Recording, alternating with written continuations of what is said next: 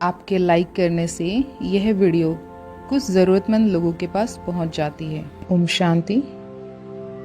आजकल दुनिया के हर कोने से एक ही चीख सुनाई दे रही है, आग आग।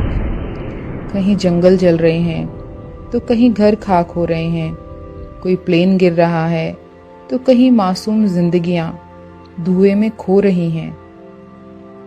हम कहते हैं यह दुर्घटना है, लेकिन क्या यह सिर्फ दुर्घटना है या फिर यह अग्नि का क्रोध है? हमारी चेतना का उत्तर क्या होगा? क्या हम भूल गए हैं कि अग्नि केवल जलाती नहीं है, चेतावनी भी देती है? क्या हम देख पा रहे हैं कि यह आग हमारे अपने कर्मों की परछाई है? यह कोई सजा नहीं है, यह एक संदेश है, हमें रुकने का, सोचने का और अपने भीतर झांकने का समय दे रही है। ये सिर्फ हादसे नहीं है, ये कुछ चेतावनियां हैं जो हमें बता रही हैं कि हमारे भीतर की ऊर्जा संतुलित नहीं रही है, वो असंतुलित हो चुकी है। हमारे ही कर्म रिस्पॉन्सिबल हैं इन तत्वों को दूषित करने के लिए, इन तत्वों को अशांत करने के लिए। नहीं तो कोई भी तत्व हमारे बुरे के लिए नहीं होता है, वो परमात्मा ने हमारे जीवन को ऊंचा उठाने के लिए और जीवन देने के लिए बनाया है। लेकिन हमारे मन के वाइब्रेशन और हमारे अपने गलत कर्म और अपने स्वार्थ और अपने जीवा का स्वाद, ये हमें अग्नि तत्व को प्रदूषित करने के निमित्त बनाता है। एक समय था जब ऋषि मुनि अग्नि तत्व को पवित्र करते थे, उसके अंदर बहुत ही पवित्र सामग्रियां डालते थे, हवन करते थे, यज्ञ करते थे। लेकिन आज मनुष्य इसमें मांस पकाता है, पशुओं को मारकर अपने जीभ के स्वाद के लिए उनको दुखी करता है और साथ साथ अग्नि को भी अपवित्र करता है। तो अग्नि क्यों ना अपना रुष्ट रूप धारण करे? तो अग्नि क्यों ना अपने बल का प्रयोग करे? जब उसे दिखाई दे रहा है कि मनुष्य तो मान ही नहीं रहा है, वो हर एक तत्व को प्रदूषित कर रहा है, उसको हानि पहुंचा रहा है। अग्नि केवल एक भौतिक तत्व नहीं है, यह चेतना है।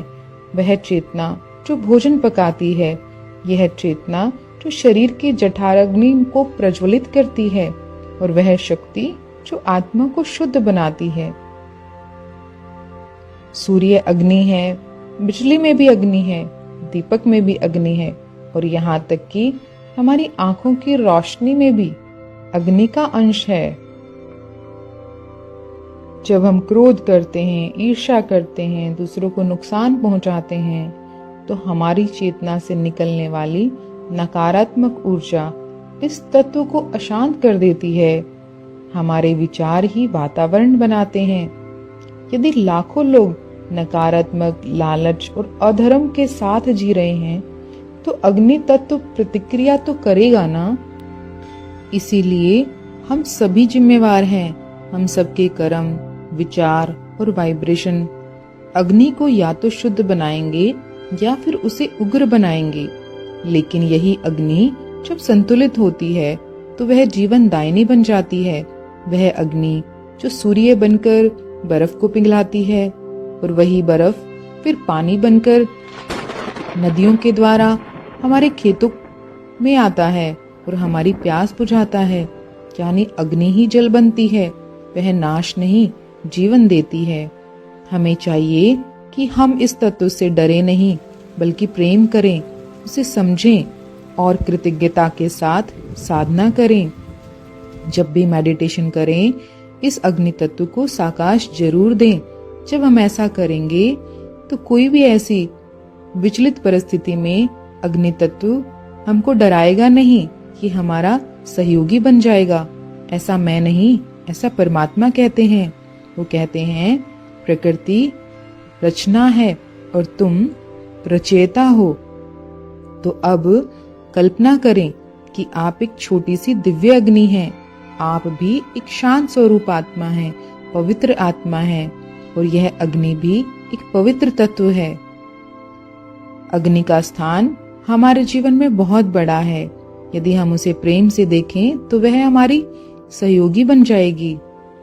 इसलिए आइए इस अग्नि तत्व को धन्यवाद करें, प्रेम दें और सकारात्मक ऊर्जा के साथ जीना शुरू करें। जब अग्नि चेतना बन जाए तो प्रकाश ही प्रकाश फैलेगा।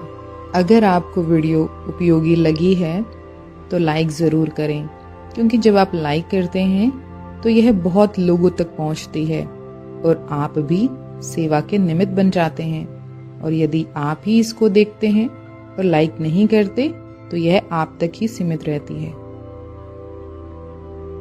ओम शांति। Thank you so much.